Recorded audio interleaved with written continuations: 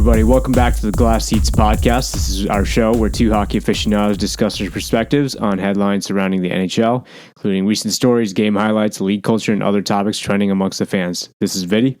And my name is Mrinal, and this week in hockey, it is the eve of the Stanley Cup Final. Yep. A historic Stanley Cup Final. There's going to be a new winner, right? Vegas Golden Knights versus the Florida Panthers. Mm-hmm. Two historic reasons. One, brand new winner. Neither one of these teams has ever won the Stanley Cup.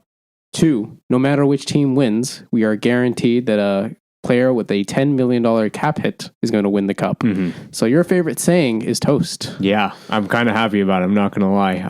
I think it was ready. I think it was inevitable. I think actually a couple of podcasts ago, we were talking, who's going to be the first team to do it. And we were like, oh, it's going to be Edmonton, obviously, with McDavid. Yeah. Nope. It's either going to be Vegas or Florida of all teams. If we rewind to the start of the playoffs, I had Edmonton as my pick this year. Yeah. But now it's Florida or Vegas. Yeah. And so if you said you predicted this final, you're lying. So I think they could have predicted Vegas, right? Mm-hmm. Like Vegas won the Pacific, they won the West, but Florida with the Cinderella run, I think this is going to be a very entertaining final. Mm. You remember when we were talking about the playoff predictions, and you were like, Florida's not making it. How do you bet against Sidney Crosby and Evgeny Malkin? Yeah. So much for that, huh? That one Chicago versus Pittsburgh game. I think Matt Tkachuk heard me. Yeah. Yeah. He heard Toronto fans. He heard you. He's an avid listener, actually. Shout out to Tkachuk. No, I'm kidding. No, he doesn't. But yeah. And like the teams they took down on the way, the historic Boston Bruins, the Toronto team that finally got over the hump, and powerhouse Carolina. And a powerhouse Carolina that some people had as a Stanley Cup winner. Yeah. Right? And, man. Embarrassed him. Yeah. Embarrassed him. What a playoffs, is all I'm going to say. Yeah, a lot of people are like, oh, this is the worst Cup Finals. And I'm like, just say you don't like small market teams and move on, man. Like, this is a great. I love when, not quote-unquote dynasty teams are like winning. Mm-hmm. How do you start a dynasty? A new team wins, like over and over. Like, like as much as you may or may not like Florida or Vegas, this is how dynasties start, right? You got to win your first one somehow. Speaking of small markets, 4 years in a row, a Florida team has been in the finals. Oh, wow. You're right. 3 Tampa and now the Panthers. This is probably great for the South. Oh, yeah. This is great for the South. So before we get into a little bit of Florida Vegas, we talked a bit about it last episode, but I want to see your thoughts now that we have some updates. Yeah. But let's talk about Vegas and Dallas. Last time we checked in, Vegas was leading 3-0, and we kind of counted it as, okay, Vegas is going to win this. Yeah. But Dallas won the next 2 games, forced a game 6 before finally losing in an absolute beatdown to Vegas. Yeah. That last game, they lost 6-0. Also relevant to the storyline, Jamie Benn, who we talked about on the last podcast, who had cross-checked Mark Stone in the face, ended up getting a 2-game suspension. So he was out for 2 games. Dallas won both of those games, comes back in for game 6, and Dallas loses that game. So what are your thoughts on these past 3 games? I'm glad you brought up the Jamie Benn situation. That was the first note I made. The only 2 games they won this entire series is when Ben was out. And the thing I wanted to ask you was, is this coincidence, or is it Ben's lack of production, lack of leadership, lack of positive presence in big moments? Is this hurting Dallas more than helping at this point, or do you think it was just a coincidence? I think the answer is somewhere in between. I would not say it's just a coincidence. Maybe something was said in that room when Ben wasn't there. Maybe it's his attitude. Who knows? But at the same time, we've seen over and over that one player cannot affect a team to that degree, right? Well, when it's the guy wearing the C on his chest? Yeah, I mean, talk about Connor McDavid. He would have had a cup by now if one player's play affected a team that much, right? That is true. So hockey is very much a sport where you win and lose as a team. But what I did see in games 4 and 5 where Dallas won was a lot more pushback. In all of these games, Vegas scored first. But especially in game 5, every time Vegas scored, Dallas scored within 2 minutes. And you had great performances from the goalies. Ottinger had a .949 in game 4 and a .931 in game 5. It just felt like, okay, when push come to shove, they kind of came together. And then game 6, they just ran out of steam. So, I'm not in that locker room. I don't know what Jamie Benn's presence is like, but it's not a good look. Yeah. When you come back and your team gets lost 6-0, gets shut out. So of course, Jamie Benn had no points because it was 6-0, but he was -2, only had one shot on goal.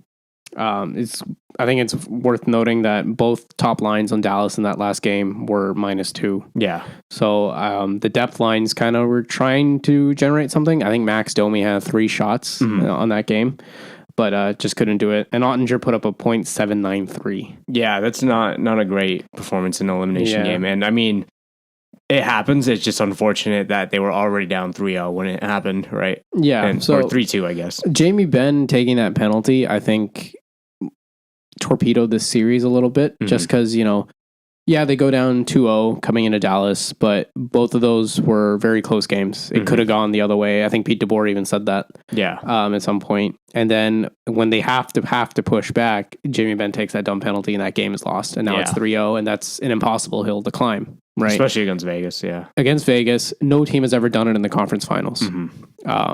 So you would have had to make history if you were going to do it. And fortunately, just kind of fell short. And Ottinger had already been kind of shaky. We talked about it a bit last podcast and just didn't have it in game 6. And I was surprised they left him in, to be honest. They left him in that whole game when it was clear he didn't have it. I mean, so actually, it's funny that you bring that up. Another question I wanted to ask was, do you think, not games, or first of all, not that the fact that they went down 3-0, but specifically game 6, was with Jamie Benn back in the lineup and, Otter didn't have the greatest performance. Was this a coaching error on Peter DeBoer's part that might have doomed the team a little bit? I don't know. Like, what could he have done? I think the one mistake he could have made is put Wedgwood in, but I don't even know if that would have... How many goals? I would have put him in after the first period when I was watching that game. I think they were already down 3-0, and it was just everything was kind of going against them. Like, you might not have gotten a better result, but I think you give that team that chance, right? Yeah. I'm not a hockey coach, but if I was, that's what I would have done. Yeah. Right. It may, again, we're not coaches, but it may have sent a message to the team too, to the bench. You already know this isn't working. Yeah. Worst case, the other guy doesn't work either. I mean, yeah. You got to do something, right? Yeah. You got to rally somehow. Yeah. Yeah. The other option I think I saw floating around the interwebs was to healthy scratch Jamie Benn. Yeah, you can't do that, right? That's your captain. That's an 80-point player. But I mean, do the numbers lie? I mean, they don't. But like, how would you feel? Your captain's getting scratched for no reason, right? You mean the captain that screwed us with the dumbest penalty you've ever seen after being down 3-0? He paid his penance, right? He got the 2 games. He kind of went out. So maybe you don't put Jamie Benn back in his spot in the lineup. Maybe put him down further in the lineup if there was some chemistry already going on there. But I don't think this was, when you're down 3-0, I think it's very little your coach can do at that point. That actually leads me to another question where, do you think, like, again, neither of us are coaches or even claiming to be anywhere close to that realm, but is there like a magic, so to say, in riding the momentum of, they talk about, ride your hot goalie, ride your star players, or like there's a lot of momentum. I think Florida, they won like 6 games straight, right, before losing game 4 into Toronto, and then they closed the series out. Yeah. Do you think just because it worked that they won 2 games in a row without Jamie Benn, should Peter DeBoer have healthy scratched him just to ride out that momentum? Or, I mean, it's a captain, but like, yeah, I mean, this is all, we're just talking hypotheticals here, right? Like we're kind of just seeing like what could have been done. I don't think a player like Jamie Benn, who is a veteran and has been on this team forever, would mess up your momentum that much. Do you remember when we talked about Michael Bunting in the first round? Yeah. That's a young player. That's not part of your core 4 there. Yeah, maybe you could get away with healthy scratching him. Jamie Benn, your captain, you'd be hard pressed, I think, to scratch him. So maybe there was something he could have done with the lines to leave them as they were before Ben came in.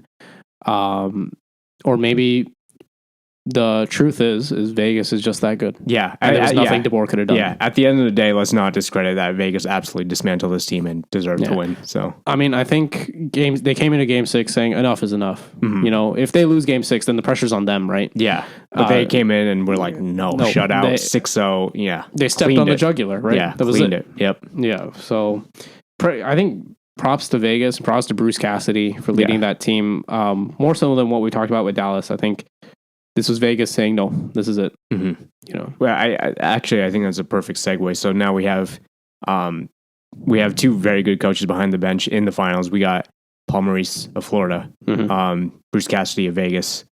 In my opinion, this is like kind of a star matchup, at least coaching wise. I think these are 2 very well coached teams. We kind of talked about it a little bit last podcast, but you still sticking with your finals prediction? To be honest, I'm a little nervous now because we just talked about momentum, riding the momentum. Florida's been out of games for like a week now. Yeah, that's what I was almost a little worried. I was like, dang, you guys swept your opponent, but when was the last time you played competitive hockey? Yeah, and even someone as Bobrovsky, who had not that great of a regular season, and then suddenly gets hot in the playoffs. Is he going to be hot when he comes back after this long of a break? Yeah, the finals changes players too. I think like a 4 or 5 day break would have been, okay, great. They get to rest up. But it's been almost a week, right? Because the last game was our last podcast. So yeah, it's been a week. Yeah, you're right. Wow. Which feels like a long time, right? So we'll have to see if they can keep that momentum, keep that energy up. Then I think it is Florida's. If they can't, then this is going to go the other way because Vegas has most recently played. Yeah. So in that case, last podcast, I said Florida in 6 with these points that I've just made, I'm going to change my prediction to Florida in 7. Okay. So you're still going with Florida though. Yeah, but I think they're going to take a game or 2 to get back in that rhythm. Got it. Okay. I think I'm going to still stick with mine, which is Vegas in 5. Again, not discrediting Florida at all, but that long break can affect you. And I think Vegas has been to the finals like a lot more recently, and as we've seen in years past, new teams making the finals, it does affect them. Like obviously, Tampa. I think part of the reason Tampa was able to remain so dominant is the experience factor, right? Yeah. Counterpoint. Yeah. There's only 6 players remaining from that Vegas team. That is true. But do you think maybe there's like a, so to say, like a culture thing that is like relevant? I mean, you could also argue, in the Pittsburgh team from 2016 and 17 was vastly different from the 08-09 squad, right? Yeah, I absolutely. Players. But they still had that finals experience, right? I think that might have calmed the nerves a little bit. I think it's more so you have players like Crosby and Malkin, right, who are the ones who stayed. Yeah. In Vegas's case, that highest ranking player is William Karlsson on the second line and Jonathan Marchessault? And is Riley Smith still? I think so. Yeah. I don't know what line Riley Smith plays on, to be honest, but it's not Mark Stone who's there, right? Who's their captain. That is true. Yeah. To counter my own point, they have Alex Pietrangelo who won in 19 with the Blues, right? Who is arguably Vegas's best player right now. So they do have a lot of cup experience. Not outside of the 6 players, no one else has kind of been there together. So I think it's a bit of a mixed bag when you say, do they have that experience to win? Yeah, that makes sense. I don't know. It's hard for me to look past that, just because of what I've seen in past finals. That is honestly the only reason I'm picking Vegas in 5. The playoff experience, the fact that they made it more recently, they've got players, even if it's not on the Vegas squad, they've won more recently. And just the big gap that Florida's made since the last time they played competitive hockey. It's been a minute. And hopefully it doesn't mean they're super rusty, but we've seen it in the past. It's hard to look past. That's true. That's true. We have seen it in the past. Either way, very exciting Stanley Cup final. But the way these teams play, a lot of speed, a lot of cool plays, and like you said, very well coached. Yeah. So I am excited. Everything starts Saturday, June 3rd. So I'm watching. Yeah.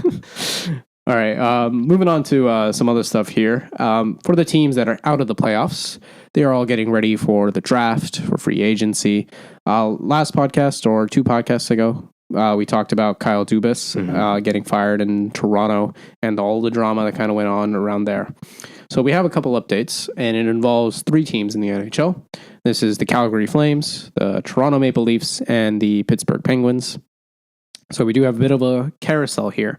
So Calgary fired their general manager, Brad Treliving, and hired Craig Conroy, who is a first-time general manager, but has been the assistant general manager in Calgary since 2014. So basically, internal promotion for Calgary. Brad Treliving has been hired in Toronto to replace Kyle Dubas and be under Brendan Shanahan. And Kyle Dubas has been hired in Pittsburgh as the president of hockey operations. So he has gotten a promotion, effectively what was Shanahan's job in Toronto, and will currently be the interim GM and will be looking for a permanent GM. So for those of you who are wondering what's going to happen to Dubas when he's out in Toronto, he got more power, and he got a position with the Pittsburgh Penguins. So that's where that story kind of wraps up. But there's this little carousel of GMs just kind of moving around the league. My question for you is, out of these 3 moves, Calgary fires Brad, hires Craig. Toronto fires Kyle, hires Brad. And Pittsburgh hires Kyle. Which one excites you the most? Pittsburgh hiring Kyle, without a doubt. I mean, I think this whole Toronto situation kind of blew up because, Kyle Dubas, one of his requests to Brendan Shanahan was, I want more power. I want more control, I guess was the quote. He got it. And I think Kyle Dubas was a good GM. But, I think him kind of delegating that role, trying to find another role, him being a smart GM is really going to help Pittsburgh find, a really, not just a competent GM, but someone who's going to take the team really far, because Kyle Dubas knows literally what it takes. Yeah. So in terms of who you have at the hull of the ship, so to say, Kyle Dubas is the man. I wouldn't be surprised if Pittsburgh all of a sudden reignites that new fire and is reborn, I guess you could say. You know what I mean? And, Kyle Dubas has shown a way of moving around the cap like it's not there. Yeah. All the cap shenanigans they pulled in Toronto, get that roster iced and competitive. At times playing without a backup goalie and things like that. So he can turn Pittsburgh around, but it's a very different mindset, right? So Pittsburgh has Crosby, Malkin, and Letang at the ends of their careers. These are superstars, but at the ends of their careers.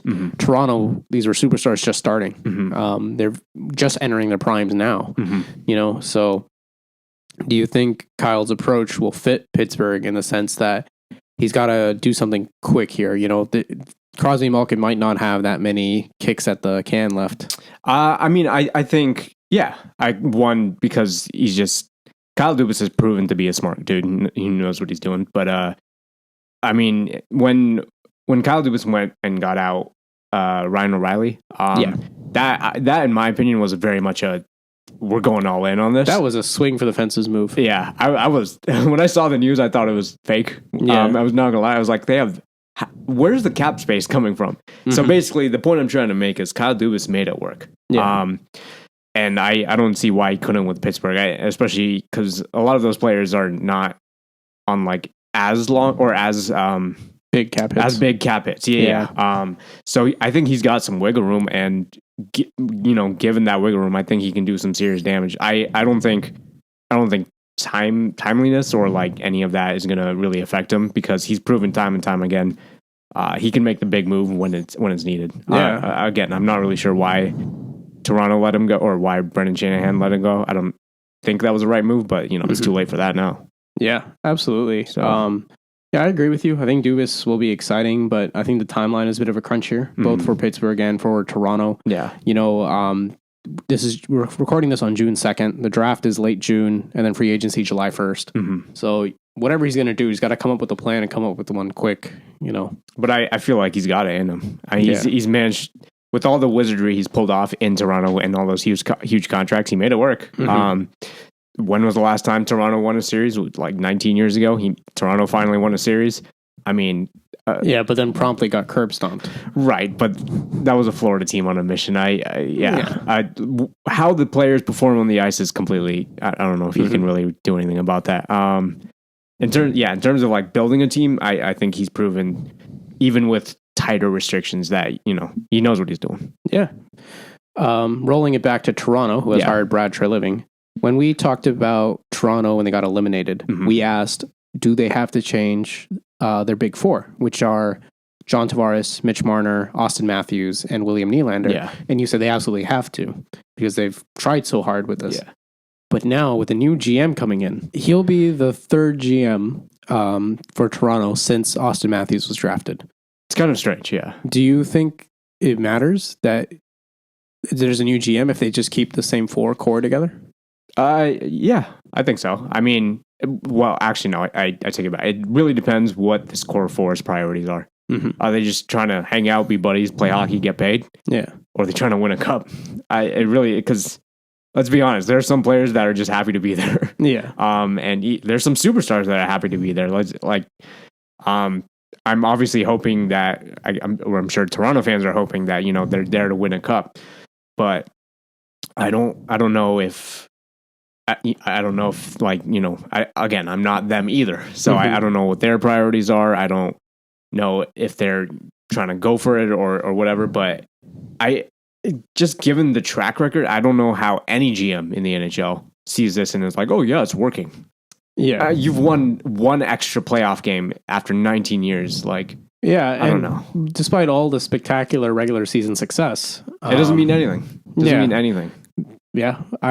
If I was them, I'd make a move. Yeah. But by firing Dubas when you did, you've created a very short timeline here for Brad Treliving.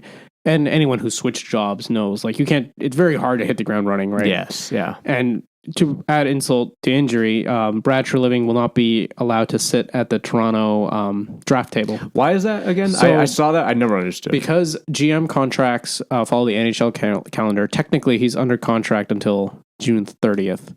So it was a stipulation from Calgary when he signed in Toronto that he won't be participating in Toronto's draft because he knows Calgary's draft strategy. Ah, gotcha. So the plot thickens. Yeah. So you kind of made it hard. So I think a trade preseason seems far-fetched at this point.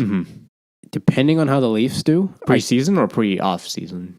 Preseason, between now and the season starting in October, I think seems far-fetched at this point.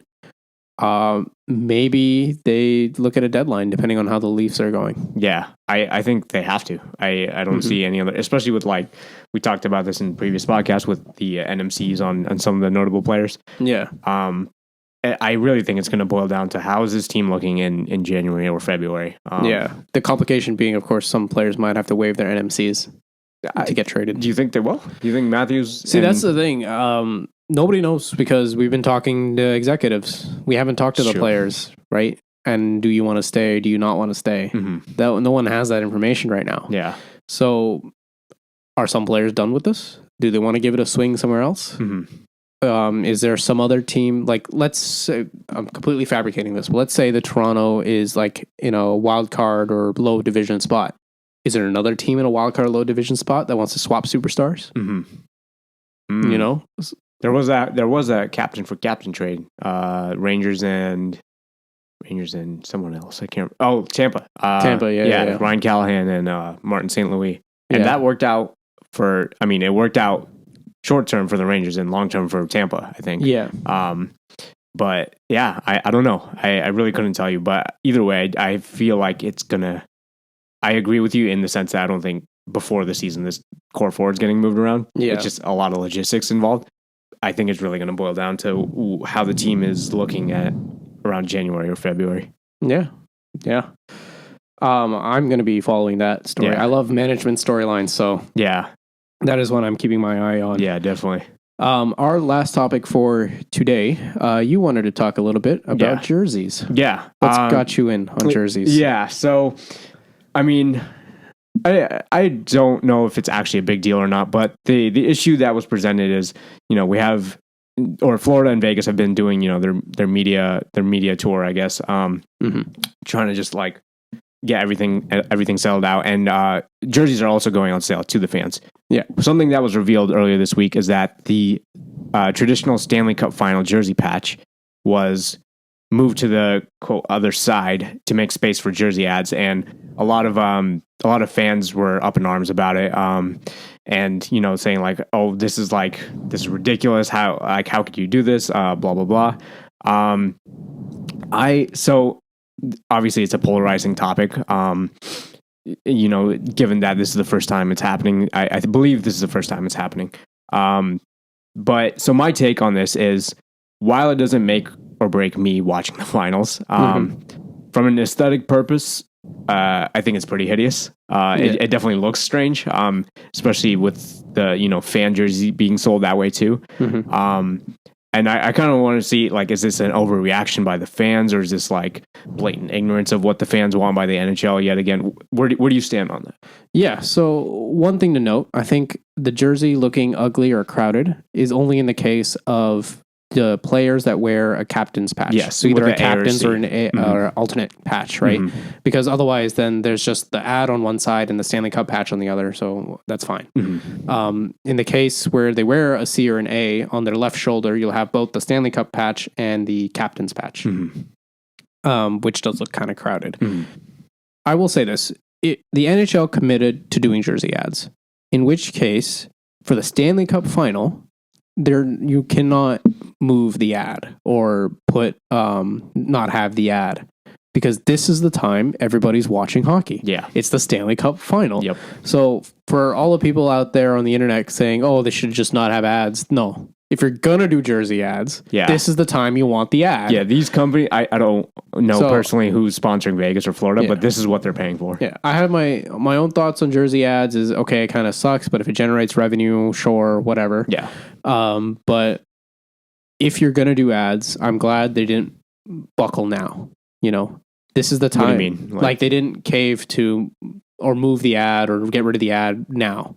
If you're going to do ads, you should definitely have them on in the final, because this is when everybody's watching, and this is when the advertisers are going to get their money and will want to come back and invest in the NHL. Yeah, these pictures are going down in history too. We're always going to know why this company is, on this the jersey. This is what they're paying for. Exactly. Yeah. So of course the ads were going to be there, right? In terms of the patch placement, I think, you could have put the Stanley Cup patch somewhere else on a shoulder. On a shoulder, yeah. Or That's something. what I was thinking. Or, which is okay. I don't know why you put it crowded, but then again, it only matters for the captains. Yeah. So, in my opinion, I'm fine with it. Yeah. I think it looks a little odd, but overall an overreaction. I'm okay with things looking a little odd. Gotcha. And yeah, if I buy or ever get a Barkov or a Stone jersey, then and it has that patch, then it's a cool memento. I mean, I have an Ovechkin jersey that has the Stanley Cup Final patch on it, and it looks great and everything. But I think just having that patch on there somewhere is cool. And you look at jerseys from like the 90s, 80s, they had patches everywhere. And honestly, I'm okay with it. Yeah, it's for 7 games max. Yeah, and it'll be a unique look for the finals. So. Moving on to a kind of similar story. I don't know how much you looked into this, but Carl Subban, who is the father of Malcolm Jordan and PK Subban, so he has launched a campaign recently, basically not fining the NHL, but kind of coming after the NHL, saying like these ads are problematic because. Specifically the gambling ads, which I kind of understand. Yeah, which I think Vegas's jersey ad is a gambling ad, right? Which makes sense, obviously. Yeah. But it kind of saying like he's coming from this angle that, gambling's addictive and problematic. And, we all know that like there's been players in the league that have like had gambling issues as well. But again, like you said, the league needs money, considering how frankly terrible it is at marketing the game. And I don't exactly know where NHL morals truly lie.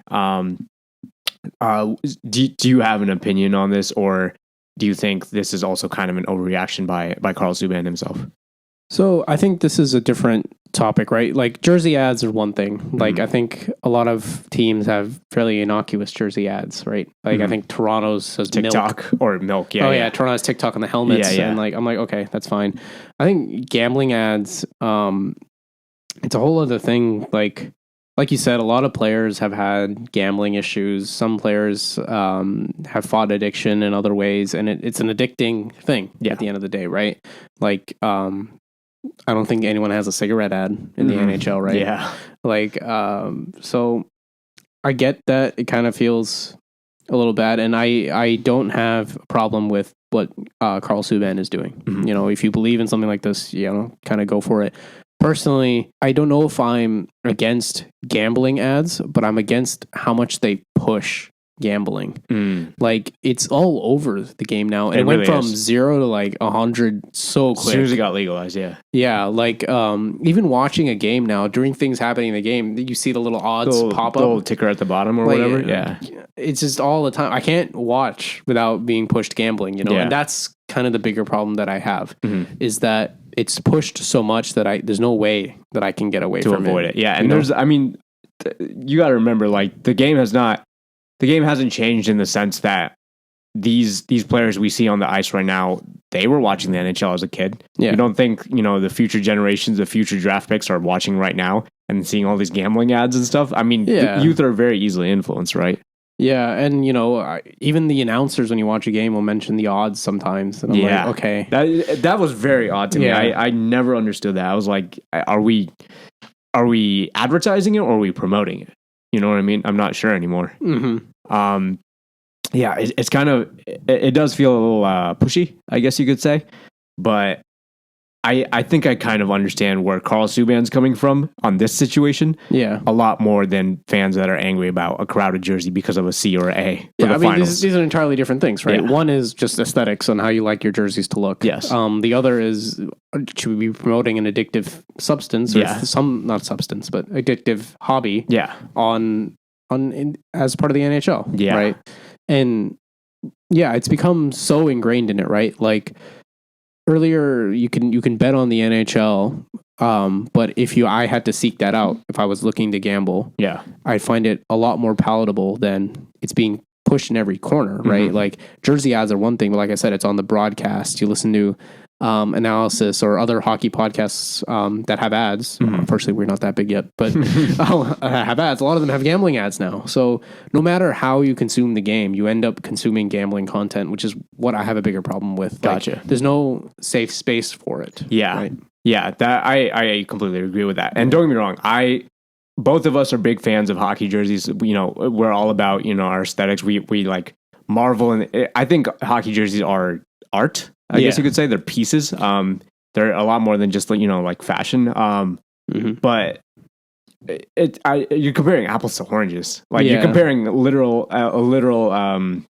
addictive vice, I guess, to I don't like how that looks for 7 games or whatever. Yeah, I think it's two separate problems, right? One is jersey ads in general, which I think this was inevitable. Almost every other sport does this. You go to especially the what do you call it? The Euro leagues. Yeah, those are covered in jerseys. Any sport in Europe. Yeah, right. Like I'm a big fan of Formula One. Those cars are plastic. Yeah, right. Yeah, and it's to the point where the ad placement is part of the aesthetic design of the cars. Yes. Yeah.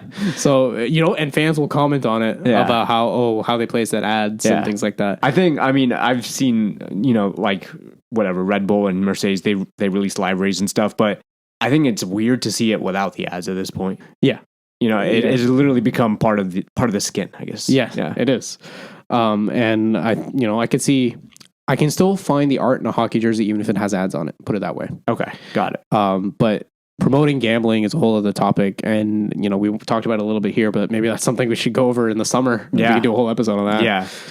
One last point I wanted to bring about this. So, do you think for the Stanley Cup Finals jerseys, at least the, you know, Vegas fans, Florida fans, would it make more sense to sell, obviously the authentic jerseys, the ones that are being worn on ice, can't change that, but would it make sense to get rid of the ad on the actual replica jersey? I'm not really sure how to like describe it, but the replica jersey, the ones that fans will actually buy, would it make sense to move the patch to the quote unquote correct side for that? Would that make more sense, or? I think people are differing opinions on this. Mine is I want it to look as much like the players as possible. Okay. So I prefer you just leave it as how the players look. Got it. I think Do fan jerseys even have the ads on them, or is it only the player jerseys? Honestly, I've seen fan jerseys with the ads. I've seen fan jerseys without the ads. Yeah. After Adidas took over, I'm not really sure anymore. And I think there's several tiers of jerseys, so some of them have the ads, some of them don't. Yeah, but